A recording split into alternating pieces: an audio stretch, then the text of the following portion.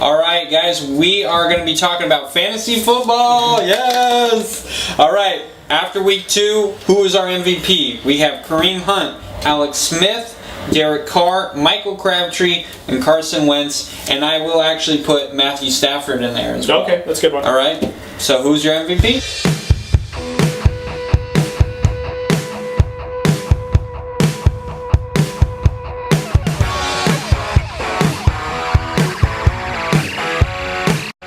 Cody, we're talking about fantasy football. Foosball. Yes. We got the foosball. Just so you know, because I forgot, this is Drew Code Sports Talk. Howdy, I am your host, Andrew Wright. Over here is Cody Johnson. And, man, so far, week 2, I'm personally in the league that I run 2-0. He's the Roger Goodell of our league. I am Roger Goodell. And it is not the good Roger. It is a PPR. I don't think there is a good Roger. It is a PPR league that we run. So the numbers that we're going to be spewing out is going to be for PPR. So if you're looking at it and be like, no, he doesn't. He doesn't have that many points. He does in our PPR league. In our fantasy world. Yeah, our fantasy. Anyway. So we listed off a few names, and I'm going to go rapid fire here, and you can tell me who you think. Okay. So I put Kareem Hunt with 69 points, Alex Smith with 56, Derek Carr with 49, Michael Crabtree 46, Carson Wentz 49, and Matthew Stafford 49.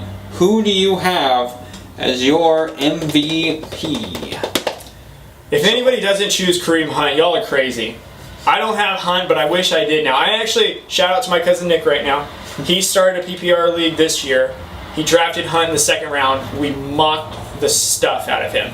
Oh, dude, that was a garbage pick. He's a rookie. And we're now, he's laughing at us now because he's sitting pretty with Kareem Hunt. And now he's constantly showing you the moon. Yeah, so.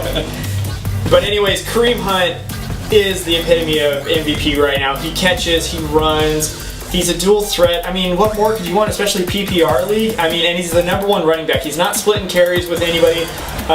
West isn't taking the job.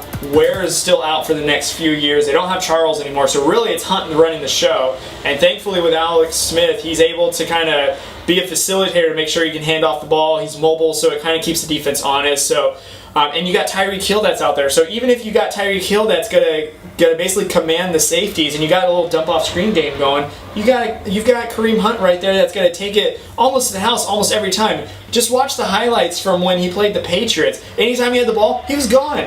I'm gone. Hunt was gone. They were hunting for Hunt. They couldn't find him. But I would also say that a second place I would have to go to Michael Crabtree, looking like the #1 target right now for Derek Carr. However, I still say that Hunt, he's a dual threat. You can't, if you don't have him, trade what you got to get him, because he's the David Johnson of this year. Last year, David Johnson posted crazy numbers for being a receiving and a running back.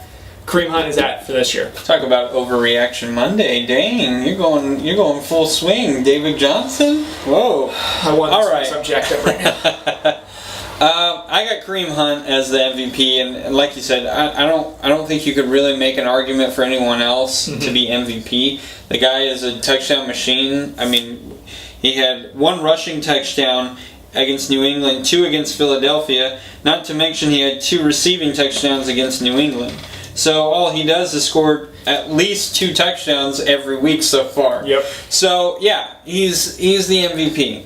Honestly, he reminds me of a young Jamal Charles if Jamal Charles had this Chiefs offensive line and also this Chiefs defense. He might actually have imagine that. Yeah, he might actually have 2 good knees again. Yeah, exactly.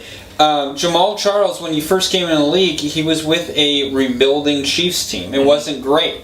And so that's where he got banged up. And so now you see what happens when you have a team where you finally, I don't want to say you finish building, but basically. Yeah. And now you have Kareem Hunt, who's just running all over. Do I think he's the best running back in the league? No. I just think he adds aspects to the Chiefs' offense that they haven't had since a healthy Jamal Charles. Right. So I have Kareem Hunt. My number 2, I honestly almost said Matthew Stafford. Okay. But I'm going to go with Derek Carr, and the reason being is a lot of people are still kind of writing him off, going, well, we still need to see a little more for him to be tier 1. Uh-huh. I think we're seeing it. Yeah. I think you're absolutely seeing it. What he started with and when he broke his leg, why every Raider fan in the world probably took the day off because we all saw what was going to come. Right. We didn't know, honestly, and maybe it's because we're Raider fans. When the Raiders, when they had that potential of going into the playoffs and facing the Patriots,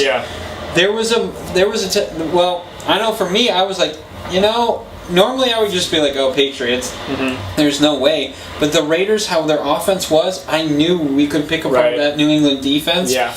And I was really confident that it could be a shootout and it's going to be a 50-50 game. Yeah.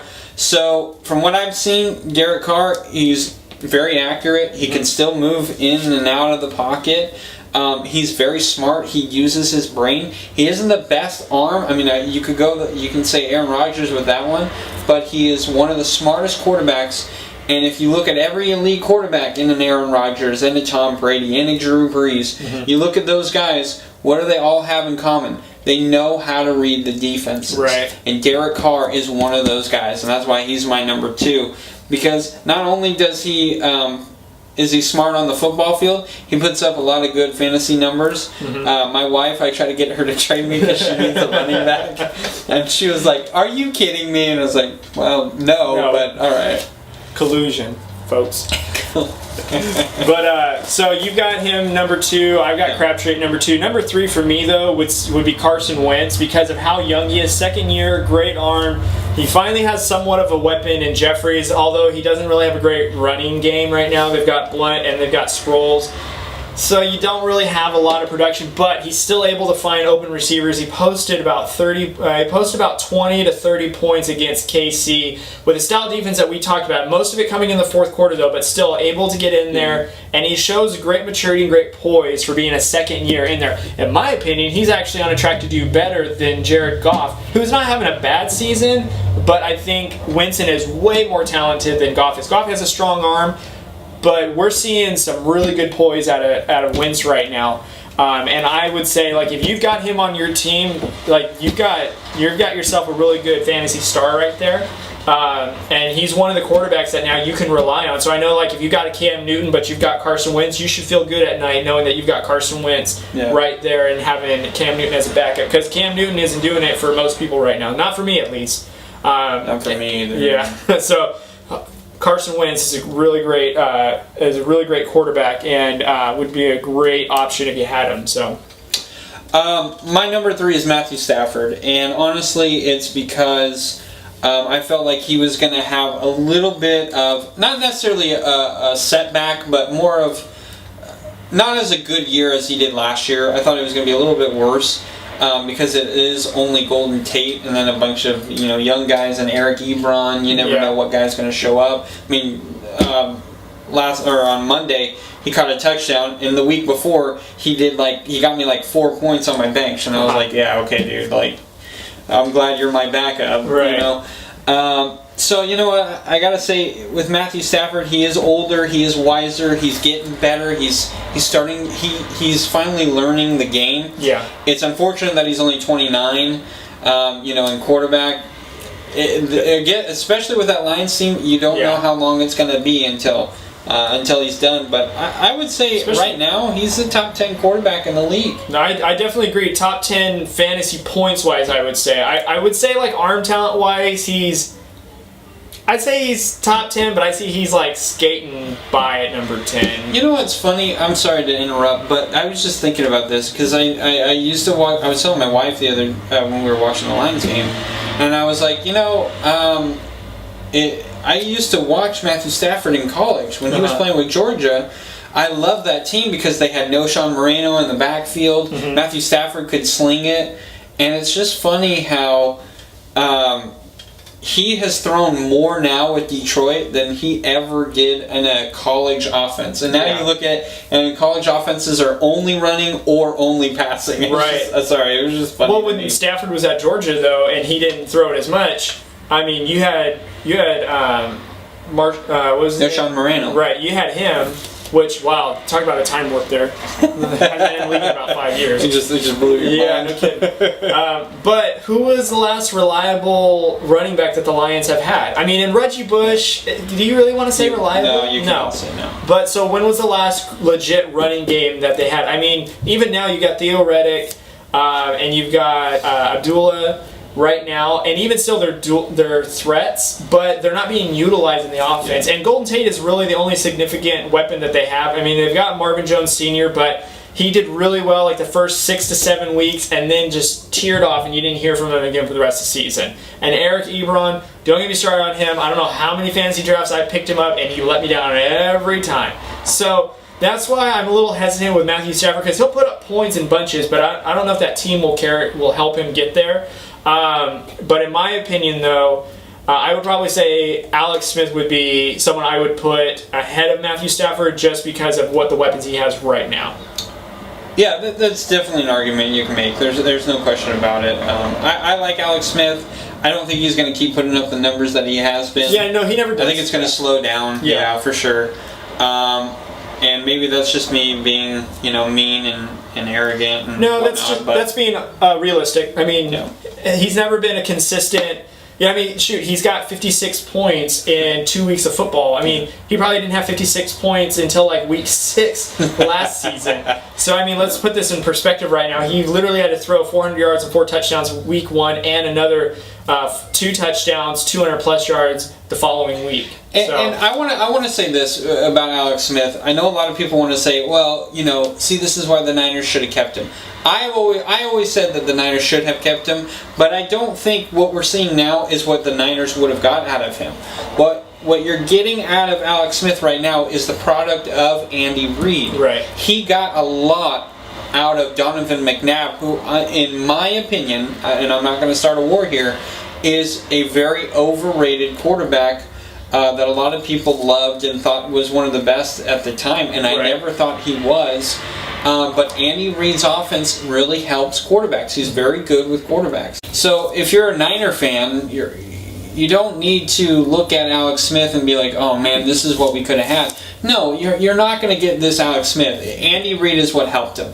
Now, if you had Shanahan with Alex Smith, you might. Yeah. You might get that because they are very similar with how they handle quarterbacks. But if you're a Niner fan, please don't look at them. Don't look at Alex Smith and be like, man, we could have. No. This is all Andy Reid. I guarantee you when Smith is either traded or let go or whatever it may be towards the end, Patrick Mahomes is going to look great. If he were to go, if you put Alex Smith on the Browns are not better. No. If you put Alex Smith on the Niners right now, they are not better. No. Okay? He is just an efficient quarterback, and Andy Reid has created something to help Alex Smith as well. And to piggyback on that too, what was the last 2 coaches that he had? He had Jim Harbaugh, who was a power run kind of guy. So when you had a running back like Frank Gore behind you with a really good offensive line and a strong defense, Alex Smith is going to look phenomenal as an elite quarterback, but really all he's doing is he's facilitating the offense, and he's just doing what he's supposed to do because it's a run game, so it opens up the play action, right? Andy Reid is a very similar quarterback. The only thing that they're allowing Alex Smith to do a little bit more is being a little bit more mobile, and they're giving him more of a stretch throw down the field kind of a player with Tyreek Hill. They've even got a Chris Cooley, who's a good kind of slot kind of receiver, and then you got a Kareem Hunt, who is basically Frank Gore if Frank Gore can catch the ball and added about 10 extra miles per hour on his run speed. So, and you know what? Alex Smith isn't going to maintain this, but you're right. If he goes anywhere else, he's not going to be this successful. It's the coaching and it's the system. Absolutely. All right, guys, please follow us on Facebook, Twitter, and Instagram. We are Drew Code Sports Talk. Also, subscribe to our YouTube channel, which is also, evidently, Drew Code Sports Talk.